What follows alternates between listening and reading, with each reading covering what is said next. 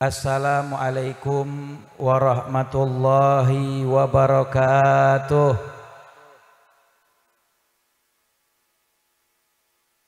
Alhamdulillahi rabbil alamin wal akibatu lil muttaqin wala udwana illa ala zalimin wassalatu wassalamu ala asyrafil anbiya'i wal mursalin Habibi Rabbil Alamin Imamil Asfiya'i wal Muttaqin Sayyidina wa Nabiyyina wa Habibina wa Maulana Muhammadin wa ala alihi wa ashabihi wa man tabi'ahum bi ihsanin min yaumina hadza ila yaumiddin wa ba'du.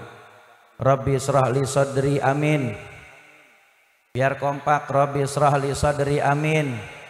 Wa yassir li amri wahlul 'uqdatam min lisani yafqahu qawli wa qul rabbi zidna ilman warzuqna fahman subhanaka la ilma lana illa ma 'allamtana innaka antal alimul hakim ya fattah ya alim ya fattah ya alim ya fattah ya alim iftah alal hadirin futuhal arifin wa faqihna fid din wa alimna ta'wil wahdina ila sawa'i sabil.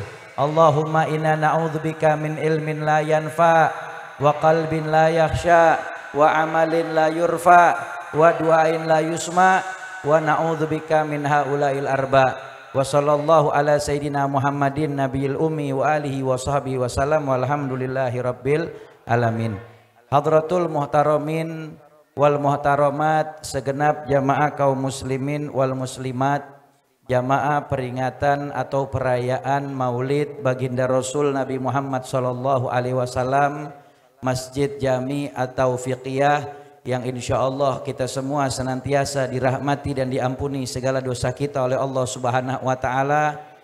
Para alimil ulama, para masyayikh, para sesepuh, tokoh masyarakat, tokoh agama, para hujaj, aparatur pemerintah baik TNI, Polri maupun sipil, kita doakan semuanya panjang umur, sehat afiat, diberikan keberkahan dunia akhirat, diberikan istiqomah untuk selalu senantiasa membimbing kita bersama, amin ya rabbal alamin.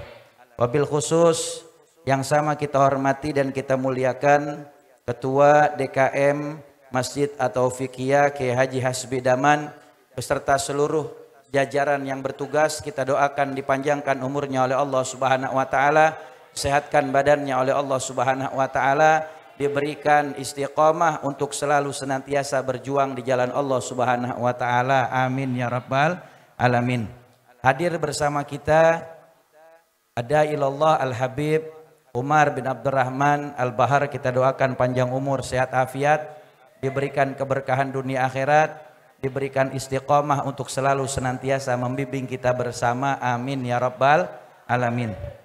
Insyaallah akan hadir membersamai kita Al-Habib Muhammad bin Alwi Al-Haddad yang beliau masih mengajar atau mungkin sudah di perjalanan ke sini. Kita doakan beliau sehat panjang umur, diberikan keberkahan dunia akhirat, diberikan istiqomah untuk membimbing kita bersama, amin ya rabbal alamin.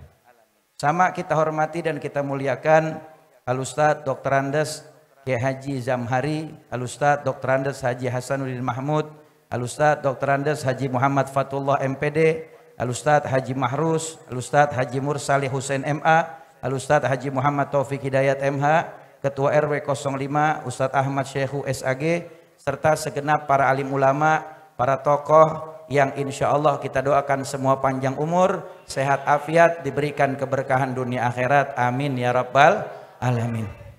Hadirin rahimakumullah, alhamdulillah pada kesempatan malam yang penuh barokah ini kita duduk bersama dalam rangka kita gembira merayakan hari kelahiran baginda Rasul Nabi Muhammad sallallahu alaihi wasallam. Di dalam kitab Subulul Huda Warasyad fi sirati khairil ibad di jilid pertama di halaman 363 datang satu riwayat daripada Syekh Aba Muhammad An-Nu'man. Beliau mendapatkan riwayat daripada Syekh Aba Musa Az-Zarhuni rahimahullahu taala. Beliau mengatakan ra'aitun nabi sallallahu alaihi wasallam fin naum fasa'altu lahu amma yaquluhul fuqaha fi amali walaim maulid. Faqala nabi sallallahu alaihi wasallam man fariha bina farih nabi. Di dalam kitab ini disebutkan bahwa Al-Imam Aba Musa Az-Zarhuni rahimahullahu taala, beliau itu pernah bermimpi berjumpa dengan baginda Rasul Nabi Muhammad sallallahu alaihi wasallam. Di dalam mimpinya beliau bertanya langsung kepada baginda Nabi sallallahu alaihi wasallam. Apa yang beliau tanyakan? Yang beliau tanyakan adalah seputar perkataan para fuqaha tentang perayaan Maulid Nabi Muhammad sallallahu alaihi wasallam. Ditanyakan langsung sama Rasulullah, apa pendapat Nabi Muhammad tentang perayaan Maulid baginda Nabi sallallahu alaihi wasallam? Dan Nabi menjawab dengan jawaban yang singkat tetapi memiliki makna yang luar biasa dan juga menjadi kabar gembira bagi kita yang senang, girang, gembira merayakan Maulidnya baginda Rasul Nabi Muhammad. Kata Rasulullah, man fariha bina farih nabih. Siapa orang yang senang, gembira, girang hatinya dengan kami, kami juga senang, gembira kepada mereka. Shallu ala Nabi Muhammad. Shallu ala Nabi Muhammad. Makanya saya tanya, nih semua yang hadir di sini, kira-kira seneng nggak ngerayain Maulid Nabi? Girang apa enggak ngerayain Maulid Nabi? Alhamdulillah. Kalau girang, seneng, gembira, berarti kita juga disenengin sama Nabi Muhammad Shallallahu Alaihi Wasallam. Alhamdulillah. Hadirin rahimakumullah, di dalam surah At-Taubah di ayat 128, ini ayatnya masyhur, sering kita baca dan kita dengarkan di setiap pembacaan Maulid baginda Rasul Nabi Muhammad Shallallahu Alaihi Wasallam. Laqad ja'akum rasulun min anfusikum azizun alaihi ma anitum harisun alaikum bil mu'minina raufur rahim. Itu ada dua riwayat bacaan, ya. Guru kami waktu di Hadramut di Tarim terkadang membaca laqad ja'akum rasulun min anfusikum. Terkadang dibaca ya laqad ja'akum rasulun min anfasikum. Ya. Dan para ulama menjelaskan makna ayat tersebut, di antaranya Al-Imam Ibnu Abbas di dalam tafsirnya beliau mengatakan, sungguh telah datang kepada kalian seorang rasul yang diutus oleh Allah Subhanahu wa taala, yaitu baginda Nabi sallallahu alaihi wasallam min anfusikum, dari golongan kalian. Allah utus Nabi Muhammad dari golongan manusia, sehingga kita tidak ada alasan untuk tidak mensuri tauladani akhlaknya Nabi Muhammad sallallahu alaihi wasallam. Baginda Rasul Nabi Muhammad sallallahu alaihi wasallam Allah jadikan sebagai suri tauladan kita. Laqad kana lakum fi Rasulillahi uswatun hasanah. Sesungguhnya kalau kalian mau cari panutan, kalian mau ikuti suri tauladan, kalian mau menjadi seseorang yang mengidolakan, maka idolakan Nabi Muhammad. Jadikan Nabi Muhammad panutan kita. Jadikan Nabi Muhammad seseorang yang kita ikuti, kita suri tauladani di dalam setiap apa yang beliau lakukan. Karena di dalamnya terdapat suri tauladan yang terbaik. Kenapa? Karena ketika Nabi Muhammad ditanya siapa yang mendidik Nabi, Nabi menjawab ada Bani Rabbi fa ahsana ta'dibi. Allah Subhanahu wa taala yang mendidik aku adab, dan Allah Subhanahu wa taala mengajarkan kepadaku adab yang terbaik.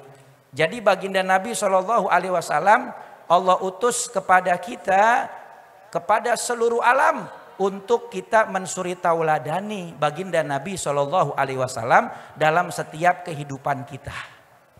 Di situ dikatakan min anfusikum azizun alaihi ma anitum. Allah Subhanahu wa taala mensifati baginda Rasul Nabi Muhammad Shallallahu alaihi wasallam dengan sifatnya Allah Subhanahu wa taala. Azizun alaihi ma anitum. Baginda Nabi Shallallahu alaihi wasallam Allah sifati bahwa Nabi itu teramat sangat menderita, teramat sangat terbebani ketika ada umatnya yang menderita. Nabi itu teramat sangat beban banget kalau ada umatnya yang kesulitan. Makanya Rasulullah nggak mau kalau ada siapapun dari umatnya yang kesulitan. Shollu ala Nabi Muhammad. Coba bayangin betapa perhatiannya Nabi Muhammad sama kita. Betapa sayangnya Nabi Muhammad SAW kepada kita. Nabi sangat pusing kalau ada umatnya yang kesulitan. Nabi terbebani, Nabi sakit hatinya kalau ada umatnya yang berada di dalam kesulitan. Makanya Nabi tuh sayang banget sama kita. Bukan cuman nanti di akhirat, bahkan semasa Nabi hidup di dunia, Nabi teramat sangat perhatian kepada kita. Lihat contohnya. Saya mendapat satu riwayat dari guru saya, Murabi Arwahana, Sayyidil Walid Al-Habib Umar bin Muhammad bin Salim bin Hafid bin Syekh Abu Bakar bin Salim, hafidhahullah ta'ala wara'ah, amin ya rabbal alamin. Beliau pernah menceritakan di salah satu majelisnya beliau atau madrasnya beliau tentang kisah baginda Rasul Nabi Muhammad SAW mengimami sholat berjamaah di masjid dengan kaum muslimin. Selesai sholat berjamaah, sahabat Umar ibn Khattab radhiyallahu ta'ala anhuma, beliau memberanikan diri bertanya kepada Rasulullah. Kata Sayyidina Umar, ya Rasulullah, apakah engkau dalam keadaan sehat ya Rasul?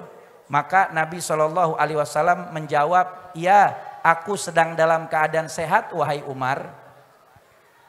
Lalu kemudian sahabat Umar memberanikan diri untuk bertanya lagi yang kedua kali, apakah engkau sedang tidak sakit ya Rasul?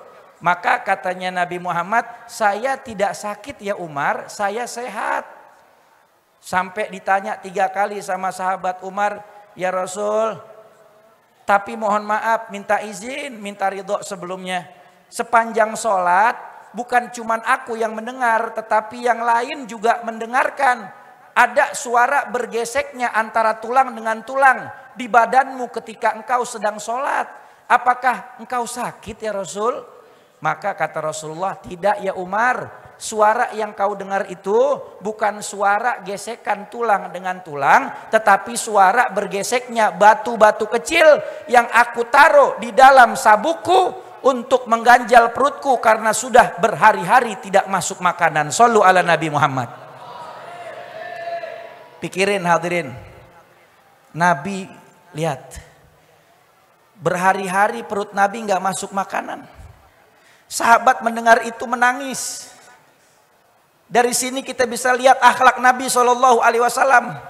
Sampai sahabat Umar bertanya, ya Rasulullah, seandainya engkau menceritakan dan menyampaikan kebutuhanmu kepada kami, apakah kami para sahabat dan kaum muslimin tidak akan mencukupi kebutuhanmu dan keluarga?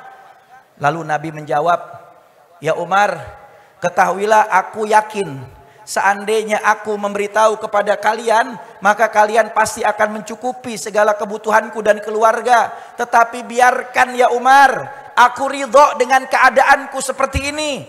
Tetapi aku meminta kepada Allah Subhanahu wa ta'ala rasa lapar yang aku rasakan di dunia. Sebagai gantinya, aku tidak mau ada umatku satupun yang kesulitan nanti di akhirat di padang mahsyar. Shollu ala Nabi Muhammad. Shollu ala Nabi Muhammad. Pikirin nama kita.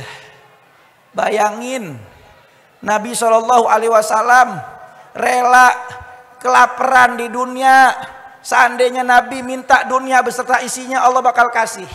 Tetapi Nabi nggak mau. Nabi merasakan lapar semata-mata ditukar sama Nabi kepada Allah, asal jangan ada satupun dari umatnya yang mereka kesulitan nanti di padang mahsyar. Shollu ala Nabi Muhammad.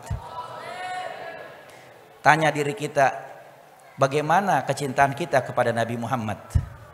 Bagaimana perjuangan kita untuk bantu dakwahnya Nabi Muhammad? Apa yang sudah kita lakukan untuk membantu syiar Islam? Apa kontribusi kita untuk berjuang bersama dengan baginda Rasul Nabi Muhammad SAW? Bayangkan kecintaan Nabi, kasih sayang Nabi, perhatian Nabi kepada kita umatnya. Bukan cuma pada saat Nabi hidup di dunia, bahkan ketika ada satu jenazah orang Yahudi lewat di hadapan baginda Nabi, yang tadinya Nabi sedang duduk dengan sahabat, Nabi bangun berdiri. Sahabat tanya, ya Rasul, apakah disyariatkan kalau ada jenazah orang di luar Islam kita harus berdiri menghormatinya? Kata Nabi Muhammad, tidak wahai sahabatku, hanya saja aku berdiri, aku merasa menyesal, aku kecewa. Kenapa ada satu jiwa lagi yang terhempas dari pertolongan hidayah taufik sehingga aku tidak bisa membawanya masuk ke jalan Islam. Shallu ala Nabi Muhammad. Nabi kalau ngelihat ada orang kafir meninggal, Nabi sedih. Kenapa nggak sempat saya tolongin dia buat dapat taufik hidayahnya Allah Subhanahu wa taala buat memeluk agama Islam. Kalau kita sesama muslim sendiri kadang-kadang kita suka mengkafir-kafirkan. Kadang-kadang kita suka mencela, mencaci, memaki, menghina. Na'udzubillah min dzalik. Hadirin rahimakumullah, Nabi perhatian sayang banget sama kita. Bahkan ketika baginda Rasul Nabi Muhammad SAW dibangkitkan dari kubur, di dalam kitab Mukhtasar Tazkiratul Qurtubi, Al-Imam Qurtubi rahimahullah ta'ala, beliau menceritakan pada saat baginda Rasul Nabi Muhammad SAW dibangkitkan dari kuburnya, dijemput oleh malaikat Jibril, malaikat Mikail, malaikat Israfil. Allah perintahkan untuk mengambil hulatul hamra, pakaian yang diambil yang terbuat dari sutra dari dalam surganya Allah Subhanahu wa taala, yang jubah itu berwarna merah, didatangkan dan dipakaikan untuk baginda Rasul Nabi Muhammad SAW. Pada saat Nabi dibangkitkan dari kuburnya, Nabi bertanya kepada malaikat Jibril, ayu yaumin hadzal yaum ya Jibril, hari apa ini wahai Jibril? Kata malaikat Jibril, hadza yaumuddin ya Rasulullah, hari ini adalah hari pembalasan wahai Rasulullah. Ketika itu Nabi berkata kepada para malaikat yang menjemput Nabi Muhammad, kata Rasulullah, ya Jibril, ketahuilah sesungguhnya aku tidak ridho kalau saja ada satu dari umatku yang masuk ke dalam nerakanya Allah Subhanahu wa taala. Shallu ala Nabi Muhammad. Shallu ala Nabi Muhammad. Lihat, ketika bangkit dari kubur, yang pertama ditanya bukan istrinya, bukan anaknya, bukan orang tuanya, bukan sahabatnya, yang ditanya umatnya baginda Nabi. Saya nggak ridho kalau ada satu dari umat saya yang masuk nerakanya Allah Subhanahu wa taala. Coba bayangkan betapa perhatiannya Nabi, betapa sayangnya Nabi kepada kita. Bahkan ketika baginda Rasul Nabi Muhammad SAW dikumpulkan dengan seluruh hamba Allah Subhanahu wa taala di padang mahsyar, dijelaskan di dalam hadis Sahih Bukhari, di dalam Sahih Muslim, di dalam hadis yang panjang tentang peristiwa kejadian di padang mahsyar.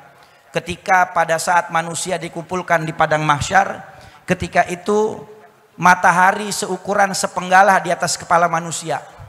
Sepenggalah itu seukuran busur panah di atas kepala manusia. Sekarang matahari jauh apa dekat? Jauh apa dekat? Kita udah berasa panas, keringetan. Kalau bahasa orang Betawi, tengah hari penter banget, keringet ngucur sampai ke bol-bol. Iya apa iya? Ya apa ya? Panasnya itu jauh matahari. Gimana entar di padang mahsyar yang matahari itu seukuran sepenggalah di atas kepala manusia. Ada yang tenggelam dengan keringatnya semata kaki, ada yang tenggelam selutut, ada yang tenggelam sepusat, ada yang tenggelam sedada, ada yang tenggelam semua, tergantung amal ibadahnya semasa di dunia. Bahkan ketika dibangkitkan dari kubur, mereka bingung mau meletakkan kakinya di mana, karena di bawah kakinya sudah bertumpuk-tumpuk jutaan kaki orang yang berjejal. Betapa dahsyat dan mencekamnya keadaan di padang mahsyar. Semua orang bingung, semua orang cemas, semua orang takut. Itu makhluk dikumpulkan dari umat yang pertama, umatnya Nabi Allah Adam alaihissalam, sampai umat yang paling terakhir, umatnya baginda Rasul Nabi Muhammad. Semuanya nunggu, semuanya dalam keadaan cemas karena pengadilan Allah Subhanahu wa taala belum dibuka. Makanya kita mesti tahu, Nabi perhatian sama kita bukan cuma di dunia. Ketika Nabi bangkit dari kubur, ketika di akhirat di padang mahsyar, Nabi juga perhatian sayang sama kita. Pada saat itu semua umat datang kepada nabinya masing-masing. Umat Nabi Adam datang kepada umatnya Nabi Adam, meminta syafaat. Nabi Adam berkata nafsi-nafsi sendiri-sendiri. Datang kepada Nabi Nuh juga bilang nafsi-nafsi sendiri-sendiri. Datang kepada Nabi Allah Musa, Nabi Musa bilang sendiri-sendiri. Datang kepada Nabi Allah Ibrahim, Nabi Allah Ibrahim berkata sendiri-sendiri. datang kepada Nabi Allah Isa. Nabi Allah Isa juga berkata nafsi-nafsi sendiri-sendiri. Akhirnya semuanya berangkat kepada baginda Rasul Nabi Muhammad sallallahu alaihi wasallam. Ketika meminta syafaat kepada Nabi Muhammad, Nabi berkata, "Analaha, analaha, akulah yang akan memberi syafaat kalian, aku yang akan memberi pertolongan kepada kalian." Shallu ala Nabi Muhammad. Shallu ala Nabi Muhammad. Lihat, Nabi yang bakal tulungin kita siapa? Nabi Muhammad. Nabi Muhammad yang bakal tulungin kita. Nabi Muhammad yang bakal syafaatin kita. Di dalam kitab Jala'ul Afham, syarah kitab Aqidatul Awam yang dikarang oleh Sayyid Ahmad Al-Marzuki, yang disyarahkan oleh almarhum Abuya Sayyid Muhammad bin Ali bin Abbas Al-Maliki, yang ditulis oleh murid beliau yaitu Ki Haji Ihya Ulumuddin, pimpinan Pondok Pesantren Nurul Haramain Pujon, Jawa Timur. Itu diterangkan di dalam kitabnya bahwa syafaatnya baginda Rasul Nabi Muhammad sallallahu alaihi wasallam ada 5. Ada berapa? Ada berapa? Syafaat Nabi sallallahu alaihi wasallam ada 5. Yang pertama, syafaatu sallallahu alaihi wasallam fi faslil qadha wa hiya yusamma syafaatul uzma li irahatil khalqi min haulil mauqif wa masyaqqatihi wa hadhihi syafaatun mukhtasatun bin Nabi sallallahu alaihi wasallam kama qalahun Nawawi. Di sini dikatakan yang pertama adalah syafaatul uzma. Apa? Syafaatul uzma. Kita sering dengar ada MC bilang, mudah-mudahan kita semua mendapatkan syafaatul uzma. Tahu gak syafaatul uzma? Syafaatul uzma itu syafaat yang paling terbesar yang Allah berikan kepada Nabi Muhammad sallallahu alaihi wasallam. Hanya khusus diberikan oleh Allah kepada Nabi Muhammad, kata Imam Nawawi, tidak diberikan kepada selain Nabi Muhammad. Apa itu syafaatul uzma? Syafaatul uzma adalah pada saat manusia semua ngantri di padang mahsyar, menunggu pengadilan Allah Subhanahu wa taala belum dibuka. Di dalam riwayat ngantrinya aja 40 hari hitungan akhirat. Dalam riwayat yang lain dikatakan 4000 ya lamanya hitungan akhirat. Ulama mengatakan apakah itu 4000 hari ataukah 4000 tahun. Ya, lama ngantri di pengadilan Allah Subhanahu wa taala. 1 hari di akhirat 1000 tahun di dunia. Makanya kehidupan kita yang umur 70, yang umur 80, kalau hitungan akhirat mah sebentar. Makanya Nabi bilang orang hidup di dunia ka'abiri sabil, seperti orang yang nyebrang jalan. Pernah lihat orang nyebrang jalan sampai nginep 2 malam? Pernah lihat? Ada orang nyebrang jalan nginep 2 malam? Nggak ada. Orang nyebrang jalan sebentar. Ya, kehidupan kita di dunia ini sebentar. Ya, nanti manusia di padang mahsyar ketika semuanya lagi bingung, ketakutan, semuanya udah nggak kuat, minta tolong, sampai ada yang berteriak, keluarkan kami dari padang mahsyar, kami nggak sanggup, walaupun kami harus dimasukkan ke neraka. Dia nggak tahu neraka lebih dahsyat. Padang mahsyar belum seberapanya neraka. Di dalam kitab Mukasyafatul Qulub, Al-Imam Ghazali itu menjelaskan ketika ada satu orang bertanya kepada Rasulullah, "Ya Rasulullah, bagaimana itu neraka?" Kata Nabi Muhammad, neraka itu Allah panaskan apinya 4000 tahun hitungan akhirat. 1000 tahun pertama Allah nyalakan tungkunya. 1000 tahun kedua Allah panaskan apinya sampai berubah menjadi merah. 1000 tahun ketiga Allah panaskan apinya sampai berubah menjadi putih. 1000 tahun keempat Allah panaskan apinya sampai berubah menjadi hitam kelam. Dan 1 hari di akhirat 1000 tahun di dunia. Dan kata Nabi, seringan-ringannya siksa di dalam neraka, 1 butir bara api neraka sebesar biji sawi diletakkan di bawah telapak kaki manusia, maka otaknya menggolak-golak mendidih matang. Itu paling ringan siksa neraka. Bagaimana siksa yang paling dahsyat? Orang saking gak kuatnya di padang mahsyar sampai teriak, keluarin dari padang mahsyar walaupun harus masuk ke neraka. Padahal dia nggak tahu di neraka lebih dahsyat lagi daripada di padang mahsyar. Baru di padang mahsyar aja nggak kuat. Tetapi di padang mahsyar itu ada syafaatul uzma, syafaat yang paling terbesar yang Allah berikan hanya khusus kepada Nabi Muhammad sallallahu alaihi wasallam. Tidak diberikan kepada nabi-nabi yang lain. Apa syafaatnya? Syafaatul uzma itu untuk menenangkan seluruh hamba Allah yang ada di padang mahsyar dan menyegerakan dibukanya pengadilan Allah Subhanahu wa taala. Tuh, itu namanya syafaatul uzma. Dan diterangkan oleh ulama, syafaatul uzma itu bukan cuman untuk orang mukmin, tetapi orang kafir, orang ahli maksiat juga dapat syafaatul uzma baginda Rasul Nabi Muhammad sallallahu alaihi wasallam. Karena kan yang ngantri di padang mahsyar itu kan ya semuanya, yang mukmin, yang kafir, yang fasik, semuanya kumpul di situ. Nanti semuanya dapat syafaatul uzma, maka disegerakan dibuka pengadilan Allah Subhanahu wa taala. Ketika itu Nabi Muhammad bersujud di bawah arsy-Nya Allah Subhanahu wa taala, dan Allah mengilhamkan kepada Nabi Muhammad untuk membaca pujian-pujian yang belum pernah dibaca sebelumnya. Ketika Nabi baca, lalu kemudian tidak selang berapa lama Allah berkata kepada baginda Rasul Nabi Muhammad, "Ya Habibi Muhammad, irfa ra'sak wasal tu'ta wa qul yusma wasfa'tu syafa'ah." Kata Allah Subhanahu wa taala, "Wahai kekasihku Muhammad, angkat kepalamu, minta apa yang kau pengen akan diberikan, bicara ucapanmu akan didengarkan, beri syafaat kepada siapa yang kau hendaki akan aku izinkan." Shallu ala Nabi Muhammad. Shallu ala Nabi Muhammad. Semua para nabi juga berandai-andai menjadi umatnya Nabi Muhammad. Ketika itu Nabi Muhammad memberi syafaatul uzma kepada seluruh orang yang berada di padang mahsyar, maka terbukalah pengadilan Allah Subhanahu wa taala. Itu yang pertama, syafaatul uzma. Yang kedua, syafaatu sallallahu alaihi wasallam fi idkhali qaumin al jannata bighairi hisab.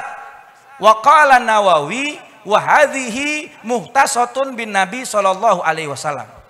Yang kedua adalah Nabi punya syafaat untuk memasukkan satu kaum atau siapa saja yang Nabi kendaki untuk masuk ke sorga tanpa dihisab. Mudah-mudahan kita termasuk golongan orang-orang yang dapat syafaat Nabi untuk bisa masuk sorga tanpa dihisab. Amin ya rabbal alamin. Nikmat bisa masuk sorga tanpa dihisab, nikmat. Orang hidup di dunia, Pak, orang hidup di dunia, Pak, masih hidup? Alhamdulillah. Nyaut ya kalau dipanggil. Takutnya kalau nggak nyaut mati. Iya, orang punya WA aja statusnya mesti diupdate, biar orang tahu kalau orang itu masih hidup. Iya, kalau kagak lu update, orang pikirnya lu mati. Pak, masih hidup ya? Baginda Rasul Nabi Muhammad SAW punya syafaat yang kedua untuk memasukkan siapa saja yang Nabi kendaki ke surganya Allah tanpa dihisab. Al-Imam Junaid Al-Baghdadi, beliau mengatakan orang hidup di dunia itu ibarat masuk swalayan. Ini kita hidup di dunia ibarat masuk swalayan. Ada yang masuk yang dia beli cuman beberapa item doang, maka dia nggak perlu pakai keranjang, nggak perlu pakai troli, cukup dipegang pakai tangan. Ada orang yang masuk swalayan karena anak kos belanjaannya buat 1 minggu, dia pakai keranjang tenteng. Dia beli sabun, dia beli perlengkapan mandi, dia beli perlengkapan sembako dan lain sebagainya, pakai keranjang tenteng. Ada lagi keluarga, suami istri sama anak-anaknya belanja buat bulanan, pakai troli dorong, yang dibelinya banyak. Kira-kira dari semua itu yang paling cepat keluarnya di kasir yang mana? Yang mana? Yang dikit. Karena yang dia bawanya cuman dipegang di tangan doang. Ya, ini mah nggak lama, cuman 2 barang, bayar langsung keluar. Setelah itu baru yang pakai keranjang tenteng karena lebih banyak. Baru yang terakhir yang pakai troli karena belanjaannya lebih banyak, maka dihitungnya di kasir lebih lama. Orang hidup di dunia, kata Imam Junaid Al-Baghdadi begitu. Yang punya rumah 1, yang punya rumah 2 boleh. Yang mau punya motor 1, punya motor 2 boleh. Yang mau punya mobil 1, mau punya mobil 2 boleh. Yang punya bini 1, mau punya bini 2 boleh. Iya Bib ya? Boleh apa enggak? Ya boleh aja. Ya, katanya orang yang boleh nikah lebih dari 1 ada 4 orang. Ada 4 orang. Yang pertama adalah pemimpin, penguasa, Kenapa? Tujuannya untuk memperluas wilayah kekuasaan Islam. Yang kedua adalah orang kaya. Karena orang kaya tidak akan menelantarkan istrinya karena akan tercukupi kebutuhan istrinya. Yang ketiga, ulama. Ulama, ya Habib boleh. Ya. Kiai boleh, guru-guru, mualim boleh. Ulama, ya ustadz boleh. Ya, tujuannya apa? Memperbanyak generasi yang soleh dan solehah. Yang keempat, dia orang kaya bukan, pejabat bukan, ulama bukan, ya maksain nikah orang gila. Yang keempat orang gila. Ya Allah, balik lagi intermezzo dikit biar lu pada girang. Nyampe mana tadi? Kata Imam Junaid al-Baghdadi, orang masuk di dunia itu ibarat masuk swalayan. Dia bakal dihisap. Kata Imam Ahmad bin Hambal, ad-dunya halal wa hisab wa haramuha adzab. Hidup di dunia itu yang halalnya nggak luput dari hisapnya Allah, yang haramnya nggak luput daripada azabnya Allah. Ada orang ya masuk ke swalayan belanja 2 troli. Pas dia mau bayar, ada yang teriak dari belakang, "Udah Pak, lewat aja, biar saya yang bayarin." Enak gak kira-kira? Enak gak? Itu namanya begitu aja tuh kita masuk kasir belanja banyak ada yang bayarin kita girang banget, apalagi nanti ketika dihisap di pengadilan Allah Subhanahu wa taala. Pada saat kita mau antri dihisap, Nabi selamatin buat masuk surga tanpa dihisap. Mudah-mudahan kita dapat syafaat Nabi masuk surga tanpa dihisap, amin ya rabbal alamin. Itu yang kedua. Yang ketiga, syafaatu sallallahu alaihi wasallam fi ziyadati darajat. Wa qala al-qadiyat wa hadhihi laisa muhtasatun bin nabi. Yang ketiga, Nabi punya syafaat untuk mengangkat atau menambahkan derajat seseorang yang ada di sorga yang rendah untuk naik ke sorga yang lebih tinggi. Dan itu syafaat, kata Imam Iyad, tidak khusus hanya untuk Nabi Muhammad, tetapi juga buat yang lain.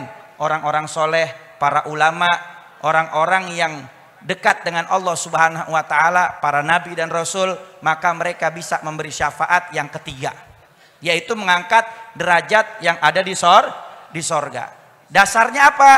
Lihat di dalam kitab Riyadhus Shalihin Azkar Nawawi, diceritakan bahwasanya ada seorang ibu yang berada di dalam sorganya Allah. Ketika itu dia dijemput malaikat untuk naik ke sorga yang lebih tinggi. Besoknya dijemput lagi sama malaikat untuk naik lagi ke sorga yang lebih tinggi lagi. Kalau bahasa anak sekarang, di-upgrade. Apa? Di-upgrade. Yang tadinya bintang 3 naik jadi bintang 4. Tadinya bintang 4 naik bintang 5. Di-upgrade. Si ibu ini bertanya, "Wahai malaikat, apa penyebabnya aku diangkat derajatnya naik ke sorga yang lebih tinggi?" Jawabnya malaikat, Nabi mengatakan, "Bistighfari waladikalaka," dengan sebab kamu beruntung punya seorang anak yang masih hidup di dunia yang selalu membacakan istighfar untuk kamu orang tuanya. Alhamdulillah. Nah, itu juga boleh terjadi kepada para nabi dan rasul, para ulama, para orang soleh, para wali kekasih Allah Subhanahu wa taala. Mereka juga masuk bisa mendapatkan dan bisa memberikan syafaat yang ketiga tadi. Tuh syafaat Nabi yang ketiga. Yang keempat, Nabi punya syafaat yang keempat untuk merubah takdir satu kaum atau siapa saja yang Nabi kendaki, yang Allah sudah takdirkan tercatat namanya sebagai calon penghuni neraka, alla yadkhulaha, untuk dirubah nggak jadi masuk neraka, tetapi Allah masukkan ke dalam surganya Allah Subhanahu wa taala. Tuh. Dan salah satunya kata ulama yang masuk dapat syafaat yang keempat itu adalah orang-orang yang melakukan dosa besar dari umat Nabi. Kata Nabi Muhammad, "Syafaati li ahlil kabairi bin ummati." Syafaatku salah satunya adalah untuk orang-orang yang melakukan dosa besar dari umatku. Makanya bisa dapat syafaat dari Nabi tuh yang keempat tadi, ya. Bahwa Nabi SAW bisa merubah seseorang atau suatu kaum yang Nabi hendaki, seandainya dia tercatat sebagai calon penghuni neraka, ala yadkhuluha, maka mereka tidak masuk ke dalam nerakanya Allah. Yang kelima terakhir, fi ikhraji qaumin minan nar. Nabi punya syafaat untuk mengeluarkan siapa saja yang Nabi kendaki yang sudah disiksa di dalam neraka, untuk dikeluarkan, dipindahkan ke dalam sorga. Udah dicobain sama dia neraka, tapi sama Nabi dikeluarin, dipindahin ke sorga. Ini yang kelima. Dasarnya mana? Al-Imam Qurtubi di dalam kitab Mukhtasar Tazkiratul Qurtubi, beliau menjelaskan, ada satu hadis, kata Nabi Muhammad, idza dakhalu ahlul jannah al jannah falam yajid ashabahum alladzina kanu ma'ahum ala khairin fid dunya fayashfa'una amama rabbal izzah wa yaqulun ya rabb lana ikhwanun kanu yusalluna ma'ana wa yasumuna ma'ana wa yahduruna majalisal khairi ma'ana lam narahum fayaqulullah ta'ala li malaikatihi idhabu bihi linnar wa akhriju man kana fi qalbi misqala dzarratin min iman. Shallu ala Nabi Muhammad. Di dalam hadis ini Nabi menjelaskan, ketika nanti para penghuni sorga masuk ke dalam sorga, ternyata ketika keliling sorga dia cari teman-teman dia semasa di dunia yang ibadah bareng sama dia cari di sorga nggak ketemu. Dia keliling, dicari, si Udin mana ya, si Udin dulu sering nyamper gua ngaji ke Masjid Taufikiyah. Si Anu mana ya, kok nggak ada ya, dulu sering banget ngajakin gua buka puasa, gua ditraktir makan di BKT ya. Pokoknya teman-teman yang bareng ngaji, bareng sholat berjamaah, yang bareng ibadah, yang semasa di dunia dicari di sorga nggak ada, maka dia mengadu kepada Allah Subhanahu wa taala, fayashfauna amama rabbal izzah. Dia bilang, ya Rabb, lana ikhwanun kanu yusalluna ma'ana. Ya Allah, kami udah keliling di dalam sorga, kami cari teman-teman kami semasa di dunia, sholat bareng berjamaah sama saya. Kalau giliran sholat ketemunya di pinggir belokan, ya nanya dulu, lu udah wudu dari rumah? Belum, sama gue juga. Ayo bareng dah wudu dulu. Nah, tapi belum ajan nih, masih 5 menit, bisa kali ngebul sebatang. Nah, tuh teman bareng ke masjid, ya dicari nggak ketemu, sholat bareng berjamaah, wa yasumuna ma'ana, puasa bareng di bulan Ramadan. Ya Rob, itu teman saya si Udin, sebelum puasa 5 hari kita udah bikin jadwal list, nyari masjid yang bikin buka puasa, yang makanannya enak, sebulan duit belanja utuh ya Allah. Gitu. Karena ada yang begitu ya, ada gak? Ada yang punya list dari hari pertama sampai 30 Ramadan kemana aja tuh dia buka puasa yang gratisan. Ya, itu bareng sama saya Rob. Ada juga teman-teman yang ngaji bareng di majelis ilmu, hadir maulid Nabi, kok nggak ada di masjid ya Rob? Maka Allah bilang sama malaikat, wahai malaikatku, coba bawa dia, suruh lihat di dalam neraka, keluarkan siapa yang dia pengen keluarkan, dia selamatkan dari neraka, selama di dalam hatinya ada iman kepada aku walaupun sebutir biji sawi. Shallu ala Nabi Muhammad. Shallu ala Nabi Muhammad. Makanya kagak rugi punya temen ngajakin ibadah bareng, ngajakin sholat berjamaah bareng, ngajakin puasa bareng, ngajakin ngaji bareng. Justru bergembira karena mereka bisa jadi memberi syafaat kita nanti di hari kiamat. Makanya nih satu di antara kita yang hadir, jangan suka memandang remeh orang yang ada di samping kita. Ah ini mah baru timbang bocah ngaji kemarin. Ah lu mah baru timbang anak bocah, ilmunya kagak ada lah, gua ngaji udah tahunan. Jangan, bisa jadi orang yang di samping kanan kiri depan belakang kita, orang yang nanti nolongin kita, nyelamatin kita buat ke surganya Allah Subhanahu wa taala. Tuh perhatiannya Nabi kepada kita. Mudah-mudahan kita dapat syafaatnya baginda Rasul Nabi Muhammad sallallahu alaihi wasallam. Ya Nabi laka syafa'a wa hadha matlabi ya Nabi ya Rasulullah ya Nabi laka syafa'a wa hadha matlabi ya Nabi. Semuanya ya Rasul. Mana suaranya?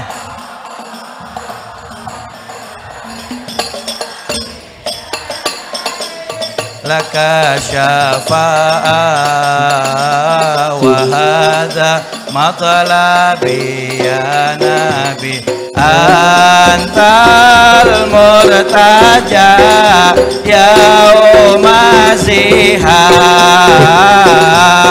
isyafa' lana